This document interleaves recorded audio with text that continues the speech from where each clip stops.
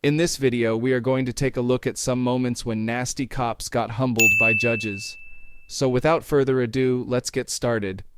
In Dearborn, Michigan, a video was recorded by a police officer's body camera. It captured an incident where the officer followed a man into a fast food restaurant. The man, Luther Gonzalez Hall, had approached the officer earlier, asking for directions, but now he was confused as to why the officer was following him into the restaurant, asking the same question again. The officer seemed frustrated and angry that Gonzalez Hall didn't trust his previous directions. This anger ultimately led to a lawsuit and a jury award of $9.2 million against the Dearborn police officer for violating constitutional rights. As the situation escalated, the officer questioned Gonzalez Hall's motives, even though the man had simply been seeking help and clarification. It was revealed later that Gonzalez Hall had consumed a few beers before getting lost, which may have contributed to the confusion. The officer became increasingly aggressive, demanding answers and refusing to believe Gonzalez Hall's innocent intentions. The encounter turned physical, with the officer allegedly choking and assaulting Gonzalez Hall.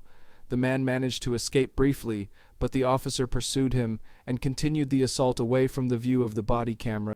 Gonzalez Hall suffered multiple injuries, including broken bones in his foot, as well as cuts and abrasions. Gonzalez Hall filed a lawsuit against Officer Marvin Sanders, the Dearborn Police Department, and the city for the excessive force used and the violation of his civil rights. After a lengthy trial, the jury sided with Gonzalez Hall, awarding him a substantial sum of money to compensate for his physical injuries, psychological trauma, and the lasting impact on his life. In a small town, a young man named Tyon Lee was driving through Louisville, Kentucky, when he was pulled over by two police officers, Crawford and Hellard. They claimed that Tyon had made an improper turn and was slow to pull over. However, body camera footage suggested otherwise, showing that Tyon had promptly signaled, changed lanes, and pulled over after the officers activated their emergency lights. The officers approached Tyon's vehicle and began questioning him. Tyon cooperated, providing the requested documents and answering their questions politely.